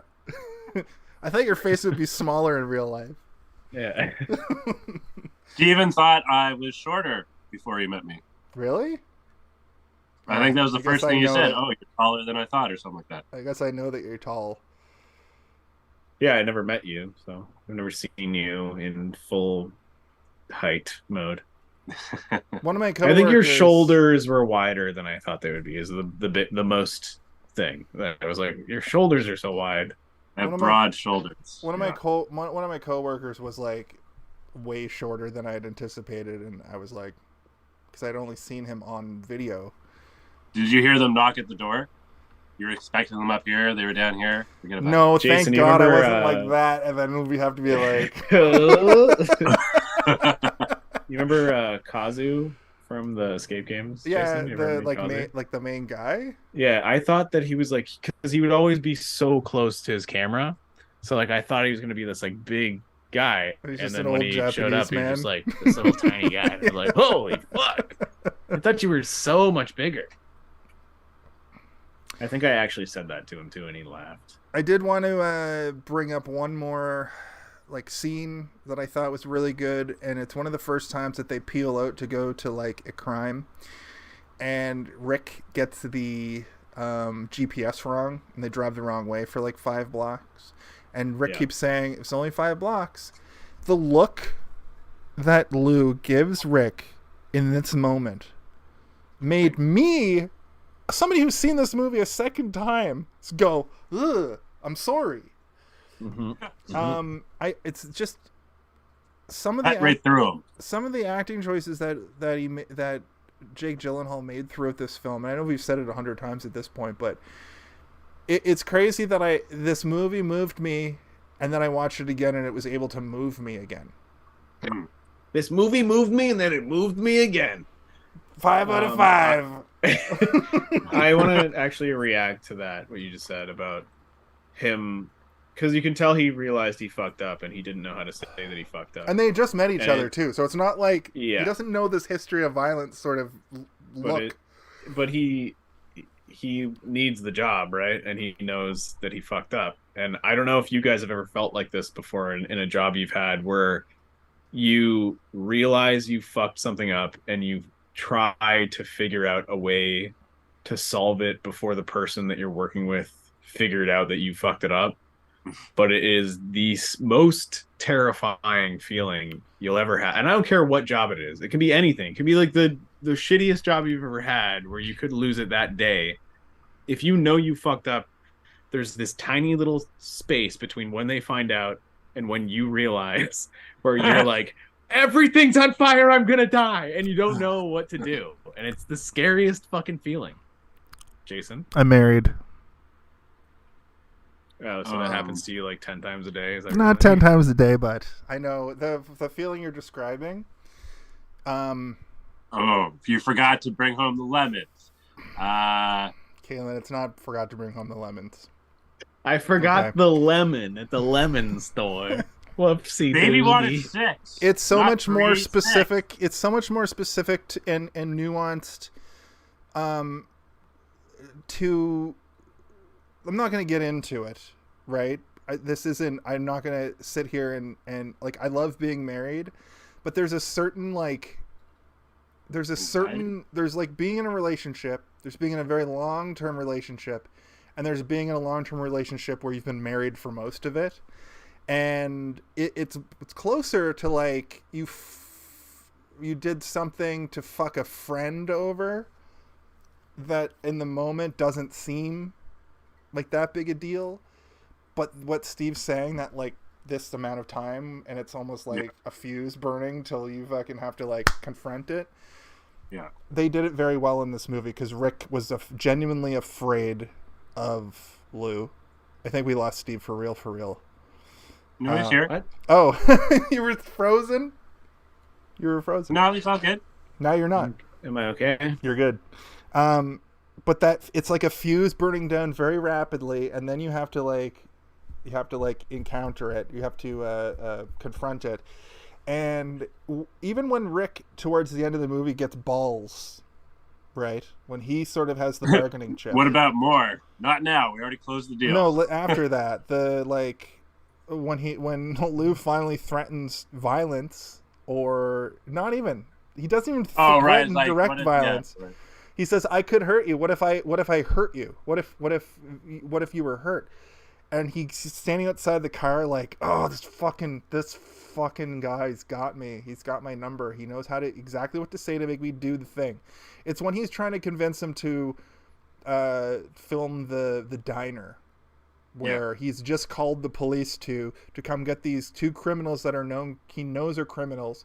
You can see the guy have the police walk in. He's got a gun under the table. Like this shit's going down, and both of them know shit's going down. Because if you call police to to criminals who have this thing that they've done, they're going to retaliate in some way. Mm-hmm. And then another police car rolls up, and it's just, and this scene, the series of scenes from the shootout in the diner to the chase. I guess this movie's a movie and not a film by my metric. Even though it's definitely a film. I had that. No, is there explosions? There's sort of an explosion when the car crashes. There's a lot of sparks. Oh, okay, yeah. I don't think this is another example of how your gauge of what perfect. A movie and a film is terrible. 100% great. Anyway, I had that moment that I was like, do I even bring this up because Steve's gonna dance on my grave? To the cars crashing, to fucking Lou being like, go over and film the dead guy. The dead guy who's alive shoots him, but he gets up and he looks right at Lou, who's also filming, and he kind of gives him the like, not worth it, and tries to flee the scene, but he's like limping. Mm-hmm. The police show up and fucking kill him immediately. Lou gets all of this, and instead of Lou, in any other movie, Lou is a criminal. You know, he's the bad guy he's also a criminal in this movie. Correct. But he's the bad guy, I guess is a better way to put it, in any other movie, where he's doing these things to these people, but everything that he does, he gets out on top. You know, he moves forward, and this is the only movie that I've ever watched where there's no bad guy. Yeah. This final great... Oh, wait, sorry. It's him. He's the bad guy. But we're watching the bad guy. This great climax happens, and he walks away unscathed, and in fact, his career is propelled monumentally. Monumentally. The next scene was so intimate, so sexually charged when he brings that footage to Nina. She actually wanted him by that point. It's vile. I want you to give it to me. Disgusting. I hate it. You didn't like that? I hate it. I hate it. It's so gross. They're both such disgusting people. They both deserve to leave the station and get hit by a fucking 18-wheeler in like a nice SUV, and then someone else show up and film the fuck out of it. They're so gross. They're such gross people, both. They're those characters in a dark comedy, like in The Boys, for instance, when the ginger lady gets to become the leader of Vought, and then there's that I don't know if he's like a politician or he's trying to investigate Vought, but then everybody leaves the room and she pulls out a giant dildo because he wants to get pegged. Right, yeah. I was like, what are you talking about? I was gonna get to it. You know that. But also, they're dynamic. Both bad. They're both gross, bad people who you kind of feel bad for, but at the same time, not bad enough to be like, I want to see these people win. No.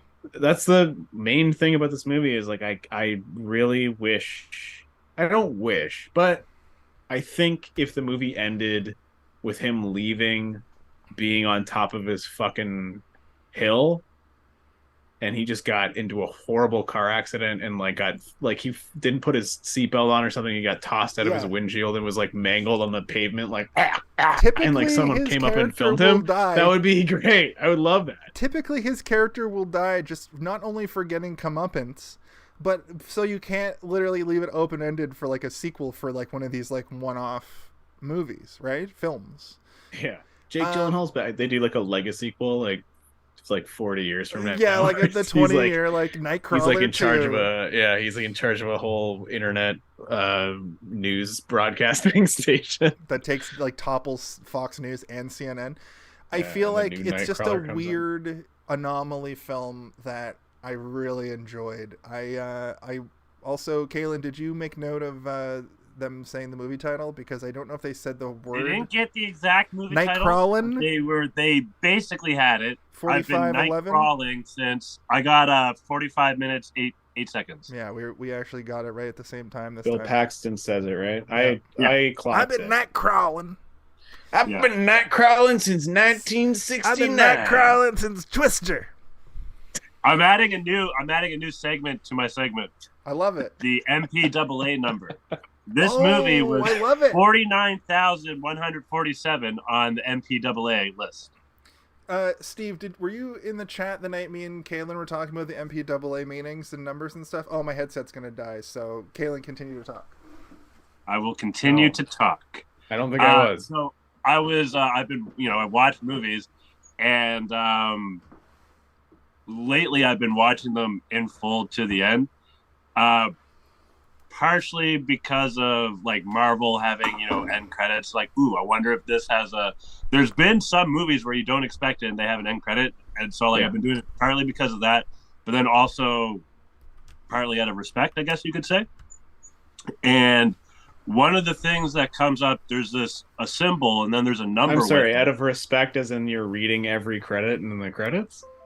Almost. Like, they go pretty quick, but I read... Caylen, are you reading all of the names? Are you being like, whoa, this guy's name's Dick Dickerson? Holy and I'm shit. back. I came back too, and his name is Dick Dickerson.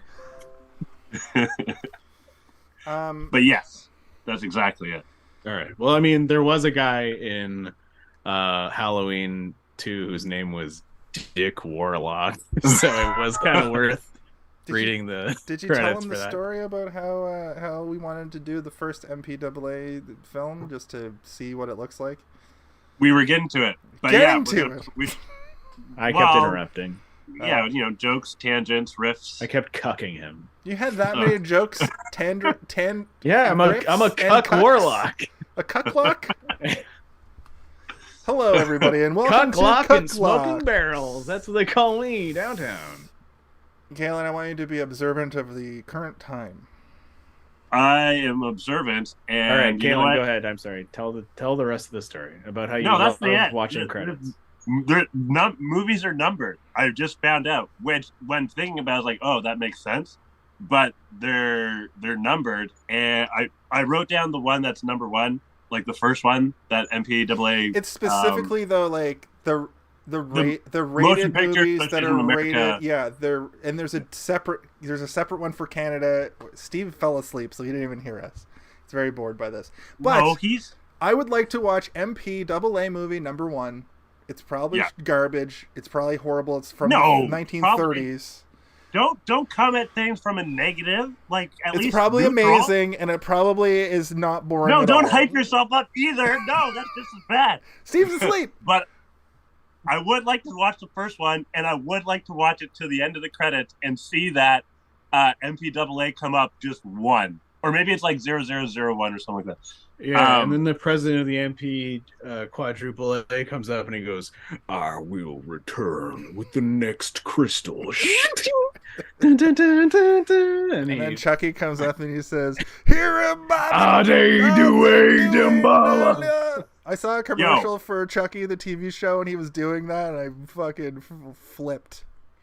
I skimmed through Chucky 3 a little bit the other day, and Jason, when do you think about doing the 3s? In March or something, or? Let's just finish the review for this. Right. Birthday, Michael, so you're gonna hate it.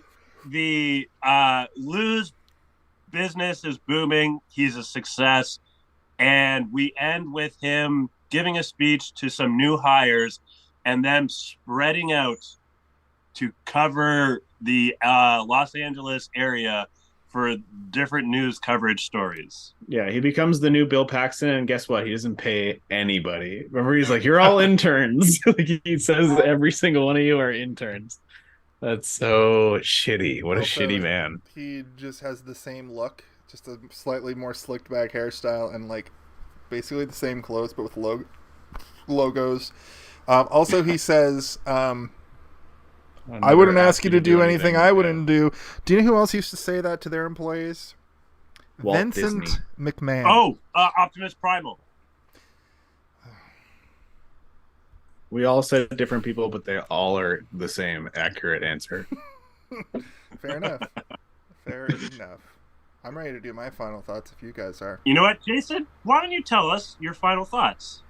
I'm gonna read you all my final thoughts. I'm gonna read you my 1 year ago final thoughts and my today final thoughts and see how they compare and contrast. And then your adjusted final thoughts after talking to us. Yes. 3 final thoughts. 3 final thoughts. Wow, fantastic. Can I just say that Rick was shot multiple times, both by bullets and a camera. Ooh. We're watching movies over here. Wow. That's the new name of the podcast, in fact. When we I to shot episode 3 times, twice with a camera and once with a bullet. We're watching movies over here. There's an alternate universe where this podcast is called We're Watching Movies Over Here. Movies over here. And we all talk like this the whole time. We talk like this. We're from Nightcrawler fucking Queens. was freaking fucking guy I'm walking over I'm here. walking here. Did you know that entire news channel was full of predators? And guess what? He was a predator too. Do you know what it also was full of? It was full of Goombas who were eating gabagool. You know what? The movie's Johnny called and Nightcrawler, Gabagool. but he was a Nightcrawler all along. He was clipping fences and stealing copper wires since the beginning of time. Crawling at night. Jesus Christ. All right, You can't be all right, racist Jason, against go ahead. Italian people, though. I've tried. Wow, Bada fantastic. bing, bada boom, ba. Sorry. Wow, fantastic performance from Jake Gyllenhaal. And a really good story overall. It's a dark film, both literally and thematically.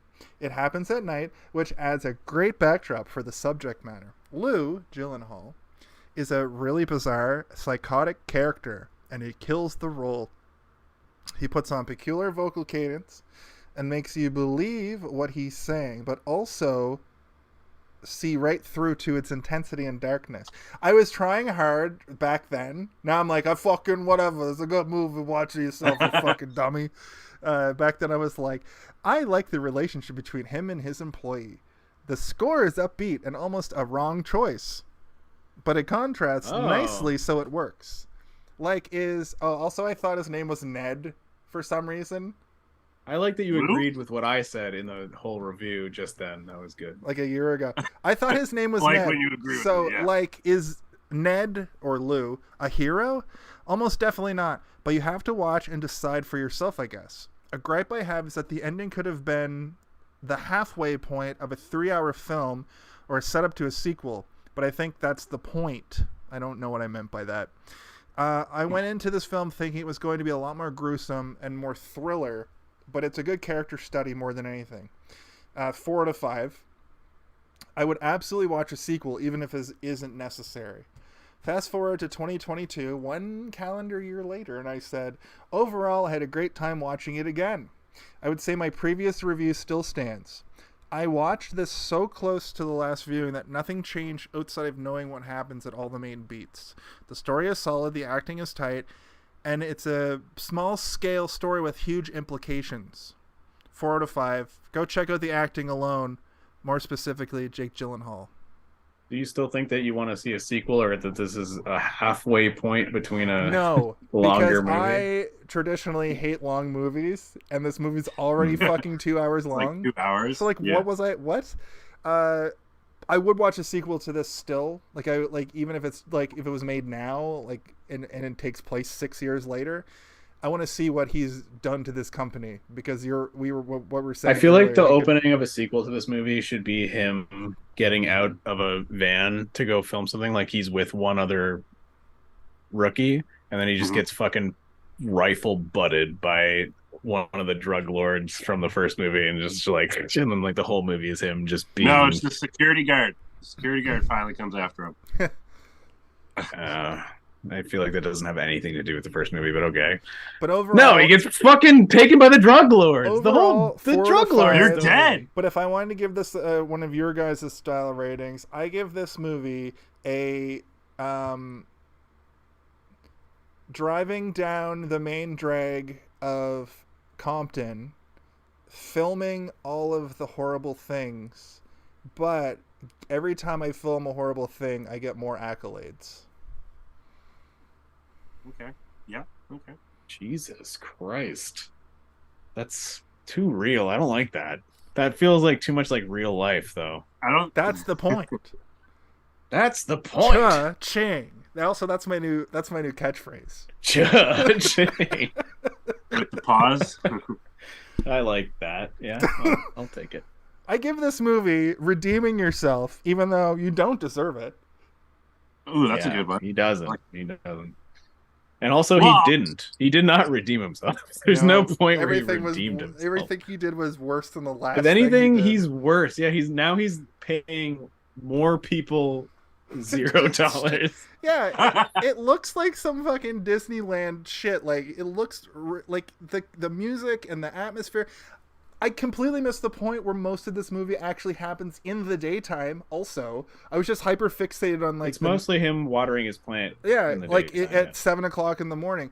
I think like almost every single scene that takes place during the day is inside his apartment, which I assume is like when he's about to go to sleep. Like he's watching the morning news as he's going to bed. At the end of and the interview when he interviews Rick. And the bike, which could have been at like 5 p.m. Like he could have gone to bed and then gotten up at 4:30 and that's true. The interview. Meet me after work. About that, it's like, I slept till 5 or something like that, and so my body's all off. Yeah. All right, back to you, Caylen.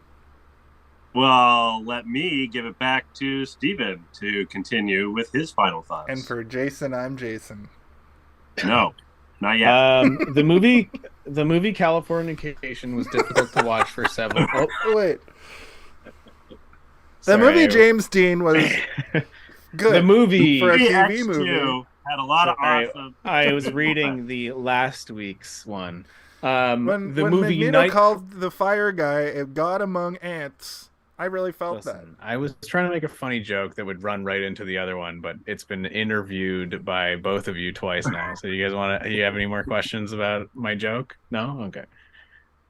The movie Nightcrawler is a very good example of a movie that is able to entice an audience into feeling something positive for a completely reprehensible and vile human being. I don't think it needs to be said that Jake Gyllenhaal's performance is pretty much perfect. He disappears into the role to the point that you forget you aren't watching a real person, even if that person makes you feel uncomfortable and pretty gross. The cinematography, the plot, and the performances are all strong, if not for a few weak links sprinkled throughout. I will say that along with Jake Gyllenhaal, Riz Ahmed is perfect. He feels true and real, and I understand his dilemma without needing any further explanation. He also is believable as an idiot in the best possible way. I think that a lot of the other characters felt real at times, but also seemed like chess pieces that are simply there to have Jake Gyllenhaal's laser beam performance destroy them with his amazing pieces of character reflection, which is not a bad thing either. I think that the journey of the character is fairly clear from beginning to end, and his station as a bad guy is apparent from the first scene. He's a liar, a con, a criminal, all these things that he only becomes better at throughout the movie. From the moment you meet him, you learn that he cannot be trusted, something that is underlined over and over again. We see him go from a person who attempts to survive to a person who is willing to break the law to live. Not survive, but live. His life becomes about making the best possible product. It grows strong with every passing moment throughout. From moving a few photos on a fridge to allowing his assistant to be killed on camera, it's all for the shot. I keep waiting for him to have a serious downfall to shut up the jovial, triumphant score that constantly follows him around, but this downfall never happens. He is victorious in the end, and we all lose. Overall, I think it's a very good movie that I don't really enjoy watching because of how much it gives me the heebie-jeebies. I give this movie an extravagant and well-executed car crash that you can't look away from. Oh, nice. Damn, that's a good one. Shit. Well, I'm going to keep mine short and sweet. This was a success story of an anti-hero with ambition and determination. For the For everything that we don't like about this person, he had a lot of qualities that were admirable. For the movie itself, as you guys mentioned, strong performance, great production. I enjoyed it, of course. I give this movie a do what you're good at and love to do. I like that. You didn't have to have it so short, you know. You could have had it a little longer, you know. Nope. I'm sorry I made mine so long again. That's fine. Mine was super long too. I read a review from a year ago. It's all good. We covered all the bases. And for that, I have to say, for Jason and Steven, I'm Kellen. And for Caylen and Steven, I'm Jason. For Jason, for Caylen, I am Steven. And we just got to ask you one thing. What? Hey, did you see this one? Hey. Hey. Hey. Hey. Hey. Ha. Ha. Ha. Mama. Mama. Mom. Mom. Did you see this one? Ugh. Hey, whoa, it's me. I'm in the other Italian universe saying, whoa, check this movie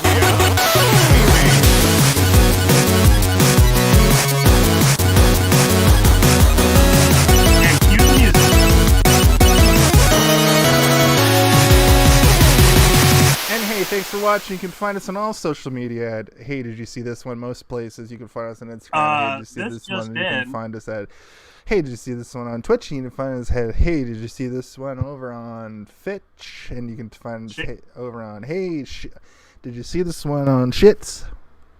Shameless plugs. All of the socials. There's so much blood. Twitch, oh my god. There's so much blood.